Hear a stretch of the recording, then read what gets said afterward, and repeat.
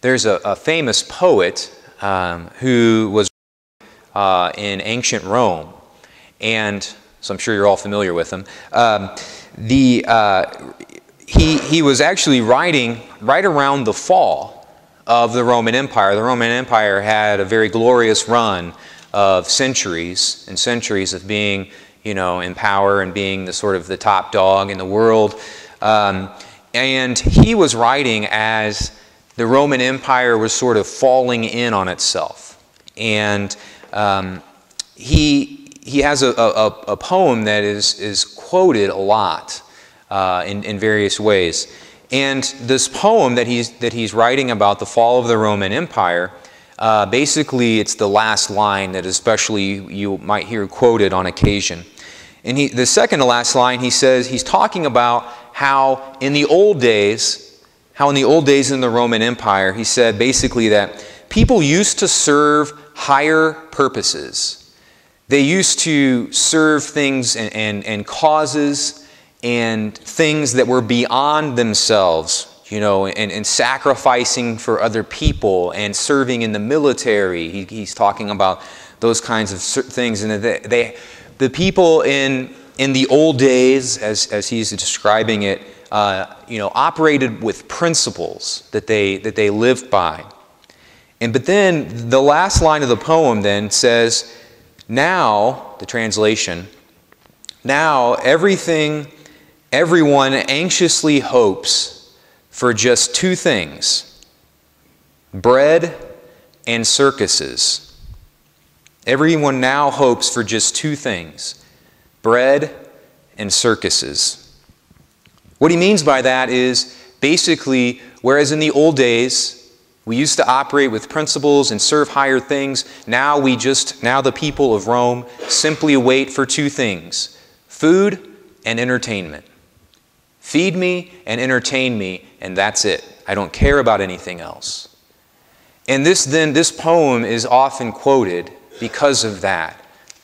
Because this idea that food and entertainment, especially in wealthier places, in wealthier nations, the thought is that if you can simply supply those things for people, then you can do whatever else you want in the country. You can operate whatever else happens. Bread and circuses, food and entertainment. If you can keep the people distracted, then other things can go on and no one operates under those principles anymore. And I think that as I think about that and I listen to the first reading, the story of this widow who is basically saying, I'm going to go and make a loaf of bread for me and my child, and then that's all we've got, and we know that we're going to die. We hear that and we're kind of like, that's foreign to us. But for a lot of the world, where 24,000 children die every day from from starvation, they would identify very readily with that woman. Yeah, I know what she's talking about. Having one last jar of flour and making bread. But when I hear that, I think bread is like one of the last things I would want. Bread's kind of disgusting to me, especially if you don't have like jam or jelly or cinnamon or something to put on it. I think of bread as kind of like the lowest thing on my food chain in terms of the things that I would prefer. It's like, hey, you want to come over to my party and have some bread? Like, no one says that. That's how blessed we are.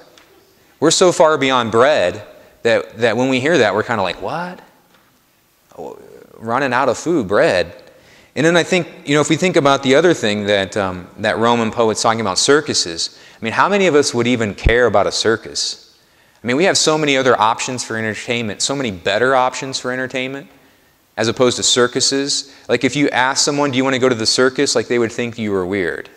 Like, who goes to the circus anymore? Why do you need a circus when you've got reality television, NFL, the soaps, all these other things? I mean, like, the circuses we're so far beyond bread and circuses, it's really quite ridiculous. But the point is, I think what we have to reflect on, and if we're honest, we look around and we see how many blessings we have in our country, and we have to admit, I think, that there are a lot of people who are placated as long as they have food and entertainment. If I have food and entertainment, there are a lot of people in this world, especially in our country, because we're so blessed, who say, give me food and give me entertainment, and then the rest of it is all, whatever you want to do, fine, go ahead. Just give me those things. And that's what that Roman poet was noting. And he's saying, that Roman poet is saying, when it gets to that point, watch out. Watch out, because things start to collapse. When it's all about food and entertainment for the entire citizenry, you're heading towards a dark place. And so we have to ask ourselves, are we there? And what we have to ask ourselves as Christians and as Catholics is, are we simply, do food, do entertainment, do these sorts of things, do they distract me? We can sit around and moan and complain and point out the problems of people around us, but we have to ask ourselves first and foremost, do bread and circuses or food and entertainment, is that all I want? And I think if we're really honest with ourselves, we would have to admit that a lot of times that gets the job done for me too. Keep me fed, keep me entertained, and I'm pretty much going to go with the flow with everything else. And that is not what Christ is calling us to. Christ is saying we have to love God first and foremost, and if there are things that distract us, we have to pay a great deal of attention to that, and we have to get rid of those distractions. Is Christ saying that bread's bad, or circuses are bad, or food's bad, or the NFL's bad, or the reality TV? Well, he's probably saying reality TV is bad. But video games, is Christ saying it's all evil? No. But he's saying how we approach them. If that's all I care about, then I am heading for trouble. And again, we can talk all we want about other people around us, but if we're not convinced of that fact, then no one else is going to be either. And that's how we're going to change the mindset of people around us. Christ also gives us bread and circuses, but in a different way. He gives us the bread that he gives us is not Doritos or Oreos or other delicious things that keep us fed and happy.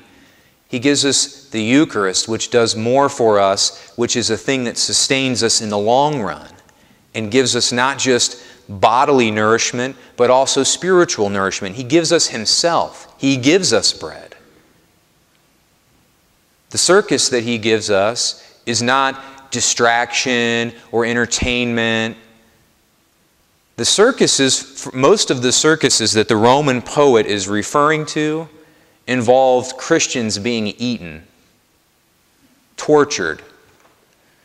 A lot of times in the circus, in the Roman circus, it was Christians who were being fed to the lions and Christ continues to offer us that too. He continues to offer us the circuses in the sense that he offers us the opportunity to experience suffering. That, the Eucharist, and that opportunity to experience suffering, whether it's physical suffering, whether it's other people taunting you, or mocking your faith, or mocking what it is that you believe in, that's the type of circus that Christ offers us. The circus that has us in the ring being mocked, experiencing suffering, experiencing torture, experiencing hatred. That's the bread and the circus that Christ extends to us. You say, wow, that's really exciting. That's really great. I think I'll take reality TV and Doritos.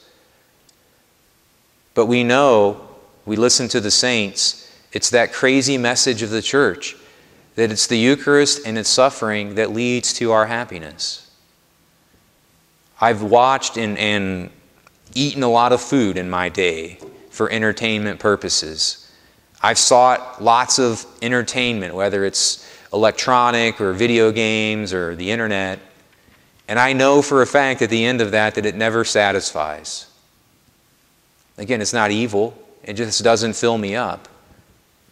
And I know from experience as well, and more from the saints telling me, that the Eucharist in suffering, experiencing suffering, and knowing that it's somehow God working in my life even though it hurts, I know that those things do change me for the better and do have an impact on me that lasts. So tonight we pray for the ability to not rely on the bread and the circuses that the world extends to us, hoping to keep us distracted. We pray for the bread of life and the circus that has us in the ring, experiencing the suffering that Christ experienced from the cross.